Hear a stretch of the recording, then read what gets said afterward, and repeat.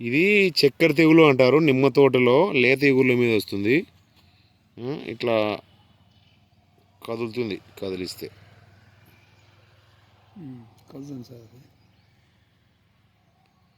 ఇది చక్కెర తెగులు. దీంట్లో తెల్ల చక్కెర వస్తుంది. కొత్త ఇగుర్లు మాడకపోతాయి.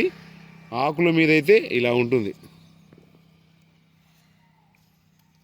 చక్కెర తెగులు. ఎండవన్నీ అది ఆకు బ్యాక్ సైడ్ ఎత్తుంది కదా సార్, అది మొత్తం లేదు సార్, చక్కెర కానొస్తుంది. ఎండ పడితే నీట్గా ఉంటుంది కదా అని నా ఆలోచన. అది చక్కెర తెగులు. ఇది ఇట్లా లేత ఇగురు మొత్తం మాడిపోతుంది. ఇది ఇది ఇక్కడ మాడిపోయింది చూడు. ఇట్లా కొమ్మలు మాడిపోతాయి. ఇట్లా కాకుండా తేనె మంచు పురుగు అయితే ఇక్కడ తిరుగుతూ ఉండదు చూడండి. ఇది తేనె మంచు పురుగు.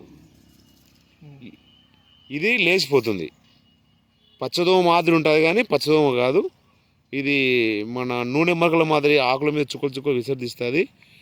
ఇది ఎక్కువ అయితే ఇది కూడా కొమ్మలన్నీ మాడిపోతాయి. ప్లస్ ఆ తేనె ఎండిపోయిన తర్వాత నల్లటి మసి మాదిరి ఫంగస్ అటాక్ అవుతుంది. అదే మసి తెగులు అంటారు. ఇప్పుడు మసి తెగులు అంటే తీడండి నీడ వాడ పని. ఇది మసి తెగులు. తుడిచిపోతుంది. ఇది పెట్లు లేచి తుడిచిపోతుంది చూడు. ఇదా చేతికి కూడా మసి అయింది. ఈ అరచేతిలో మసి పడింది చూడండి. ఆ తేనె ఎండిపోయి నల్లగా కాటుక మాదిరి మసి అవుతుంది.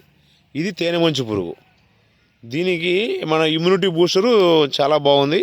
ఇప్పుడు కూడా ఈ తోటలో ఇది ప్రసాద్ అన్నది పెద్దకందుకూరు ఎంపీటీసీ అజిగారి నరసింహది అయితే ఈయన కౌలు తీసుకున్నాడు. దీంట్లో స్ప్రే చేస్తున్నాం. సో తేనె మంచు పురుగు లేచిపోతుంది. మనం పట్టుకుని కొమ్మేది ఇది ఈ చక్కెర తెగులకు సంబంధించింది. ఇది లేచిపోదు. ఎంత ఉందో చూడు, కొమ్మడింది. ఇది చక్కెర తెగులు. దీనికి మన ఇమ్యూనిటీ బూస్టర్ చాలా బాగా పనిచేస్తుంది. ప్రజెంట్ రేపు స్ప్రే చేస్తున్నాడు అన్న. మీకు మళ్ళీ తర్వాత కూడా అన్నతోనే చేస్తాం. సో ఇది నిమ్మ తోటలో వచ్చే అతి ముఖ్యమైన ప్రాబ్లం. మిరపలో త్రిప్స్ ఎంత డేంజరో, నిమ్మలో ఈ చక్కెర తెగులకు సంబంధించిన ఇది ఒక నల్లి రసం పీల్చు పురుగు. ఇది చాలా డేంజర్. ప్రతి తోటలో ఇగురు మీద వస్తుంది. ఓకే.